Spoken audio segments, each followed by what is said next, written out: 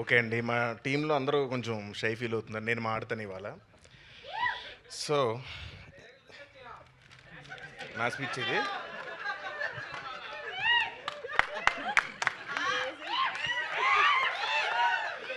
ఈ cinema heroine Riya సింగాకి dialogues నేర్పిస్తా అని చెప్పాను కానీ అది చేయకుండా అన్నంలో ఆవకాయ ఎలా కలుపుకోవాలి, పప్పులో వడియాలు ఎలా నంచుకోవాలి ఇలాంటి విషయాలు నేర్పిస్తూ టైంపాస్ చేశాను. రియా కోస్టార్స్ అయిన వినల్ కిషోర్, అజయ్, హర్ష చెవుడు, కబీర్ సింగ్ దుహాన్, గుండు సుదర్శన్ టైం సెన్స్ లేని నా కోసం సెట్లో వెయిట్ చేయడం ఇష్టం లేదని వార్నింగ్ ఇచ్చారు. Love you brothers.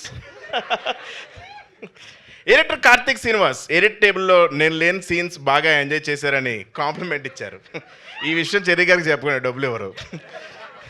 ఇక మ్యూజిక్ ఇస్తున్నప్పుడు కాలభైరవ్ ఏమన్నాడంటే, ఆల్రెడీ అక్కడ సత్యదేవ్ యాక్టింగ్ వాయిస్తున్నాడు కదా, మళ్ళీ నేను ఎందుకు వాయించడం అని మ్యూజిక్ కొట్టకుండా చిరాకు పడ్డాడు.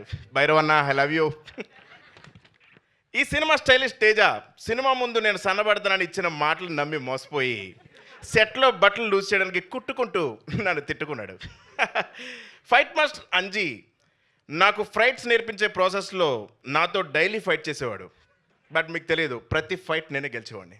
Thank you Anji master. Choreographers Vijay Polaki, Venkatesh ఎన్నో స్టెప్లు ఇచ్చారు కానీ అసలు ఈయన పెట్టుకుని ఇంత రాంగ్ స్టెప్ మేమే వేసామని చాలా ఫీల్ అయ్యారు.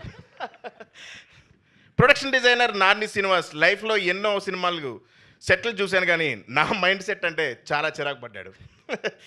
ఇక రితేష్ వయసును వస్తే నా వల్ల అతను పైకి వచ్చాడని నేను ఫీల్ అవుతాను కానీ నిజమేంటో బుర్రన్న ఎవరికైనా తెలుసు. Thank you so much. May 1 జెట్లీ చూడండి. Please bless us all. Thank you. బా మీ స్పీచ్లో ఇంత ఇన్ఫర్మేషన్ ఉంది. Yeah, so thank you. నాకు మీ గ్లాసెస్ చాలా నచ్చాయండి. చిన్నప్పుడు నా హెయిర్ క్లిప్ కూడా ఇలానే ఉండేది, ఇలా పైకండి. మొత్తం క్లియర్గా కనిపిస్తుంది. స్కాన్ చేస్తున్నారు ఇందాక నుంచి. అయితే కాదు, ఒక ఫైనల్గా మనం Q&A సెషన్లోకి వెళ్ళే ముందు ఒక